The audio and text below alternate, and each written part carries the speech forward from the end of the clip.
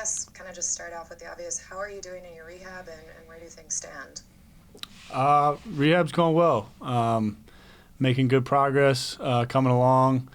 Obviously spent a lot of time with the trainers here and strength staff, so feel like things are going well, and yeah, so I'm coming along well. Do you think, I think Joe had talked about a little bit, your kind of hopes for what you'll be able to do this spring. I guess where do you stand in being able to like throw or activities on the field? Yeah, I've been throwing for quite some time now. I was throwing stationary pretty soon, in the rehab process, but have progressed, and I'm, throwing with movement and dropping and, kind of quarterback-specific drills. So that feels good, and it's coming along well. Dan Duggan. Hey, Daniel, and so then just to build on that, have they given you a target date of when you think you could be fully cleared? Yeah, I mean, the plan is to be ready to go by training camp. So, yeah, that's what I'm shooting for, and feel good about being ready. Have you had any setbacks or anything that's during, I know this is a long, hard process, like anything like that, or has it all been kind of smooth, or just how's it gone?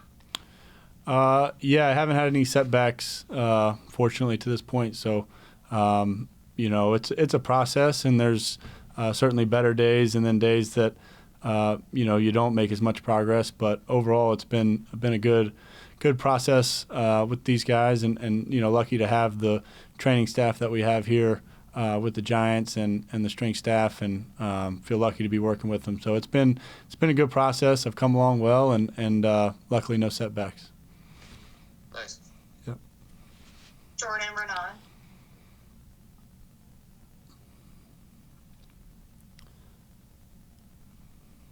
Hey, Daniel, what's going on? What's up, Jordan? I'm curious, is your rehab strictly the leg? Like, do you have to do anything with the neck? Is that something you still have to build up? Is it anything you have to worry about? Or, like, when you go and train, how does that factor in, or if at all? No, that's not a factor. My neck's 100% healthy. That was a stinger type injury that's pretty common in football, and that's calmed down, and I feel good. And I know Joe had mentioned the possibility of you getting into some stuff in the spring, into some drills and stuff. Where do you kind of stand on that? What's your thought process on that? Yeah, I want to do as much as they'll let me do, and that's the goal. I'm gonna, obviously want to be smart and not do anything you can't do, but I'm that's my goal, is to be involved and participate in some of those drills here in the spring. So obviously it'll correlate with my rehab and the progress I'm making as the trainers and the strength staff sees it. So, but yeah, that's the goal. Brian Dunleavy. Daniel, thanks for doing this. Hope you're well. Yep. Is it strange to look around Part A and not have Sequan here? What was that like for you?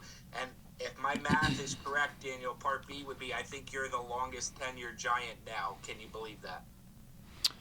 Yeah, me and Dex. I guess I was a few minutes before Dex, but yeah, I mean, it's different for sure not having Sequan around. He's he was a great teammate, great friend. Happy for him, to get the contract, and unfortunate we're gonna have to play him, but that's the NFL. That's the way this works, and I'm excited about the guys we got on the team. And then it doesn't really feel like that long ago to me that we were asking Eli this question, but now we're asking you this question. How would you feel if the Giants used their first-round pick on a quarterback, and have they looped you in at all to the possibility that they might do that and, bring in a challenger for your job?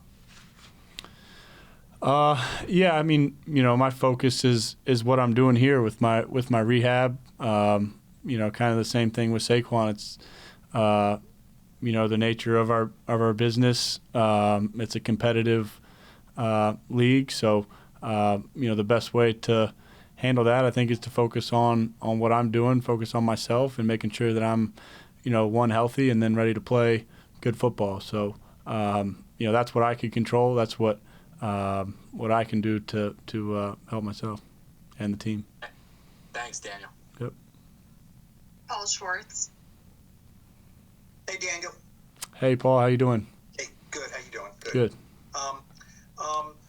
How good are you at sensing things around you as far as, do you have a sense, there's so much talk about quarterbacks and what they're going to do with you and contracts, and they can get out of this and get out of that. It seems like the ink is still just drying on your contract, and, there's already ways to get out and all this other things. Do you have a sense from Dave's, from Joe Shane, from anybody that, you know what, I think they might be looking to replace me, or no, this is still my team and my offense? You have to concentrate on your rehab, but how is your sense and your antenna about these things?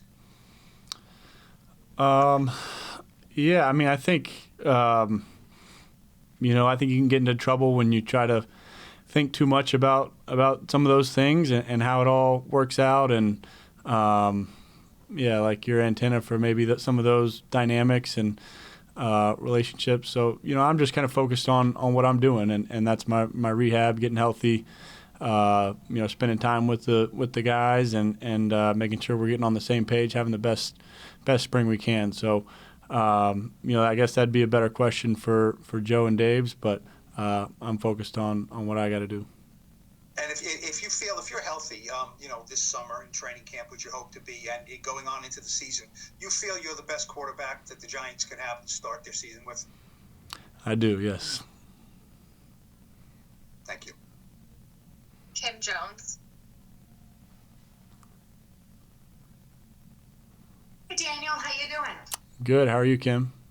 I'm good, thank you. I'm wondering if having Mike Kafka back is a sense of, security blanket, a coach you know well, and obviously there's a chance at some point in this offseason he could have left.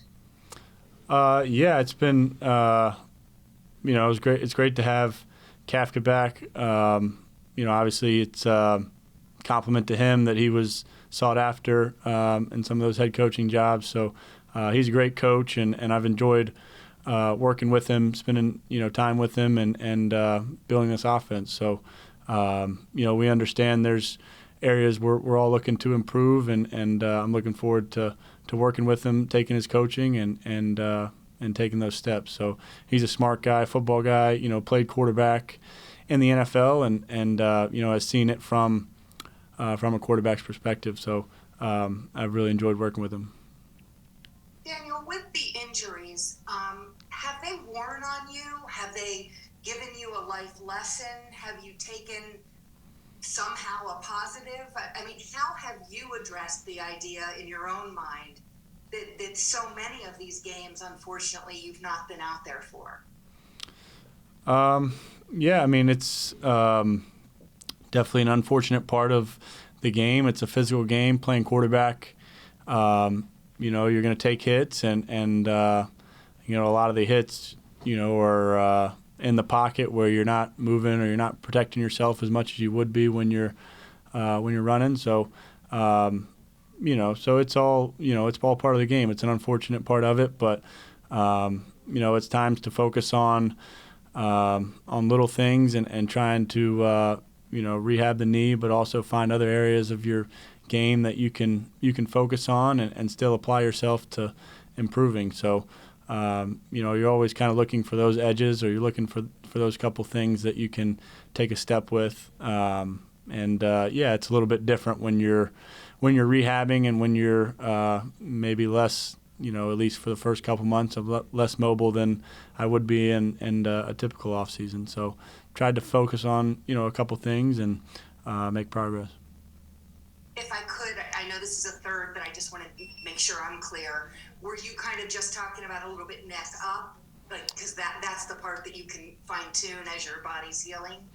Yeah, I think, film and some of that work, and then, whether it's, arm care or arm strengthening stuff, or, just different things you can focus on that don't require as much running or movement. Thank you, Dan. Yep. Tom Rock. Daniel, I just had a real quick question about, I know you usually get together with the receivers and the backs at Duke or something like that. Is your rehab going to allow you to do that this offseason, this spring? Yeah, I mean, I think we'll try to spend as much time as we can together, throughout the spring and the summer. Obviously, we're here for OTAs, and there'll be a section of our workouts where we're on the field, and then that'll progress into practice, obviously. So, this summer we'll definitely look to spend some time together. I think my rehab will be, I want to get that figured out and see where that exactly is. But yeah, the goal and the idea is definitely to find some time to work out together this summer. Thank you. Tom Canavan. Hey Daniel, how you doing? Good. How are you, Tom? Good. Do you have a support group of, let's say, guys who have had ACL injuries, who if you need to run something by, you have the possibility of doing that, like Sequan or maybe Brady or somebody like that? Yeah, I mean, I've communicated with, Sequan went through it recently here, so I've talked to him a good bit about it. And then Wandell had one a couple years ago that he came back, pretty quickly and very successfully from. So those are two guys I've talked to a lot and I've taken advice from there. So, yeah. Is there any one single piece of advice they said, like be patient or whatever? Yeah, I think be patient's one of them. I think they've talked about you start to feel really good and feel like you can do most things, and they said looking back on it, where they are now, they realize that they were still a ways from being completely 100%. Fully back. I think that's just part of the process is, you get to a certain point through it and you feel like you can do more than maybe you should or what the trainers or doctors want you to do. So just staying patient with it. Thank you. Yep. We'll take one more. Peter Splendorio.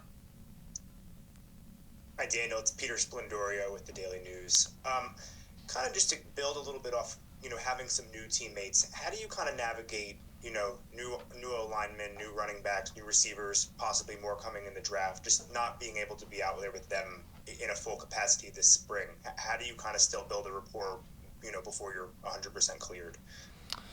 Well, I think there's a lot of time in the meeting rooms. There's times in walkthroughs, time, outside the building where you're grabbing dinner or hanging out and building those relationships. So the time on the field's important, and, throwing routes on air, throwing 7-on-7, all that stuff's important, and I'll try to do as much of it as I can. But every different aspect of being here for the spring is important towards building a rapport and building relationships with guys, and that'll pay off when the season gets here. So there's I can do the vast majority of all those things, so I'll try to do those well.